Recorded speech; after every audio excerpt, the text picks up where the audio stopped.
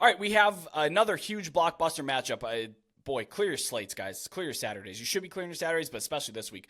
We have number 5, Washington, a 3.5-point road favorite at number 20, USC. This game carries a just lovely over-under of 76 points.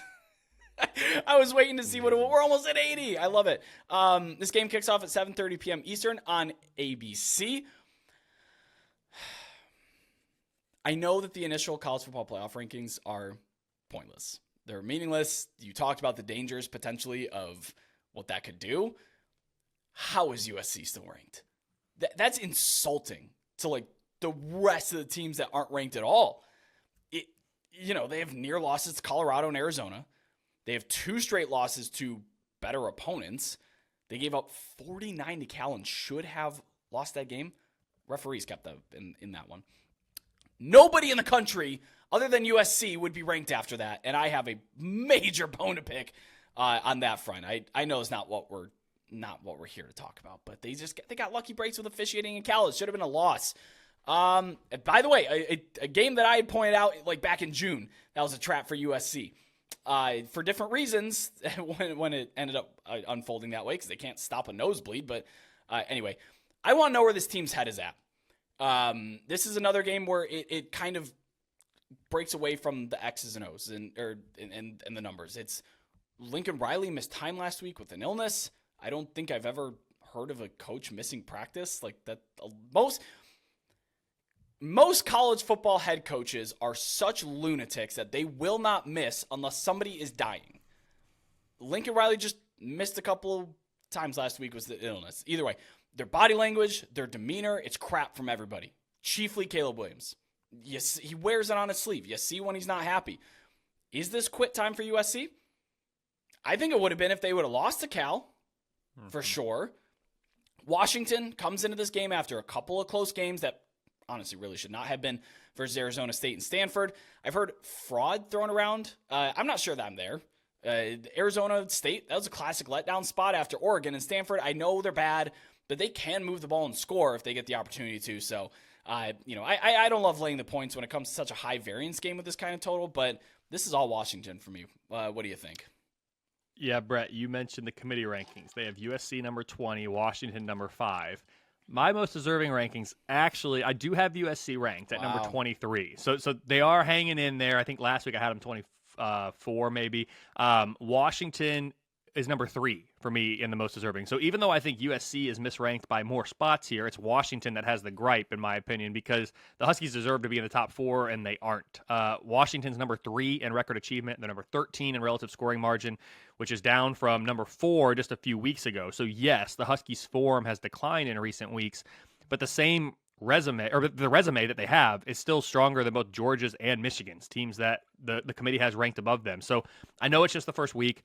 I'd be a little upset if I was a Washington fan. I'll just leave it at that because Washington still has a lot of opportunity in front of them. All these ranked opponents that they're going to be playing, like the committee values it so much. And well, here we go, Washington. You'll get your chance to play some of them starting this week. But here's the deal with that. If Washington beats USC, as Vegas thinks they will, USC's not going to be ranked next week. So all of a sudden, this ranked win, no, it's no longer a ranked win. Sorry, Washington, because you beat the team that we said would be a good team for you to beat. Because you beat them, we don't care about that win anymore. Like, that's why ranked wins make no sense. You can beat a team that the committee has ranked, and then they fall out, and it's like, well, we thought it was a good win, but as it turns out, it's not. Why? Because we beat them when we were supposed to? It just drives me nuts, dude. Yeah, do note that you won't hear team has X ranked wins on this podcast. You won't hear Kelly ever say it. He doesn't have that in his vocabulary, and you won't hear it on this podcast. It's the most flawed logic you could ever imagine, but it doesn't matter. Let's focus on the games. I have to be better about it. This game has a watchability score of 9.4. It's the number 3 game of the week for me. I can't wait, Brett. You said clear your Saturday schedules. Yes, guys, if you haven't cleared your Saturday schedule already, please clear all future Saturday schedules through the end of this calendar year. It's easy to see why this game is so high on the watchability. These are two top 15 power-rated teams. So again, the winner of this game is going to get some good credit in the most deserving rankings because this is a good opponent. I know they're not playing well now, but it's still a good opponent for either one of these to pick up a win. My numbers make it a straight pick 'em. The Trojans have a 51% win expectancy at home, actually, which I don't love, Brett, but that's what the numbers say right now. As the only undefeated team in Pac-12 play, Washington is in the driver's seat for a spot in Las Vegas. My numbers currently assign the Huskies a 77% chance to advance to the title game. A win here improves those chances to 95%, making Washington a near lock for that game.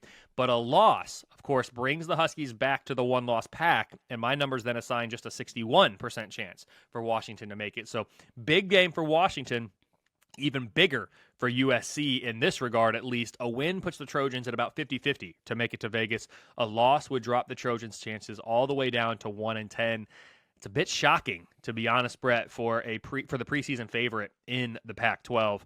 Despite both these teams picking up wins last week, as we talked about, neither is in great form. USC's lost 2 out of 3, has a power rating of 15.6. That's a season worst. The offense is now number 3 after spending much of the season at number 1. And the defense has fallen to a new low, Brett. It's now number 70 nationally. At this point, I really don't have any other words to describe it other than it's just ridiculous what's happening with that USC defense and the changes that aren't being made about it. Washington has fallen from number 8 to number 13 in the power ratings in the past 2 weeks, following closer than expected wins against Pac-12 bottom feeders, Brett, if we're going to be honest about it, Arizona State and Stanford. The Oregon win was awesome for the Huskies, and it's great credit. In the committee's eyes, it's the, quote, best win because Oregon is the highest ranked team that has a loss on their resume. But Washington needs to find that next gear again, and they need to find it soon because after this one, the Huskies close with Utah, Oregon State on the road, and Washington State in the Apple Cup. The offense is number 4 nationally for the second consecutive week after spending 1 week at number 1 in my unit rankings. But it's the defense that has been showing some signs of regression here recently, Brett, at least for me. They're currently ranked number 32. It's the lowest I've had this unit since week 3. Bottom line, both offenses, being in the top 5, should have the advantage in this game. But the home field advantage is doing just enough in the model to offset USC's defense being the worst unit in this game. I have it as a pick'em, 51% win expectancy for the Trojans. And again, I don't love that, Brett. I don't love how either of these teams are playing. But if you're telling me right now, like, Kelly, who's going to go out and win this game, I have more faith in Washington to do that. I'm with you. And I know when I deviate from the numbers and the stats and the model and things like that, some people tend to get on me and be like, well, this is narrative-based. You can't. Guys, if you're not betting college football situational spots, then you're missing out on a lot of advantage. I write an upsets article every week. It's 18-10-1 against the spread. I don't power rate those teams. I don't talk about EPA. It is situational, strictly situational. It's gone 5-1 the last 2 weeks. We're getting to the point where there's letdowns, look-aheads. Like, you got to take temperatures on these teams beyond just the numbers. And that's where this game falls for me. If you want some numbers, I can't trust USC's defense as far as I can throw them, that's for sure. Washington has multiple NFL weapons to score. Jalen Polk, maybe the most underrated player. Maybe not player, but most underrated wide receiver in the country. He's a beast. I've said it before, and I say it without hyperbole. This group of receivers for Washington reminds me of Ohio State when they had Garrett Wilson, Chris Olave, and Jackson Smith and Jigba. Jalen Polk reminds me a lot of Jackson Smith and Jigba in different ways, but in the fact that he's the young kid, the third quote-unquote option for this team, but maybe is the best one of the group. I don't know. I think Washington being able to score as efficiently as they can and USC's defense being as porous as it can forces Caleb Williams to be absolutely perfect. That is something he has absolutely not been this year. He's doing way too much. We went on a tangent last week, and it just continues. He takes too long in the pocket.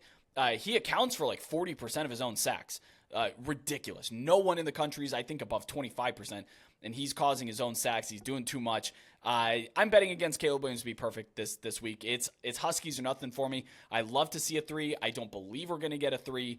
But, yeah, Washington with the points here.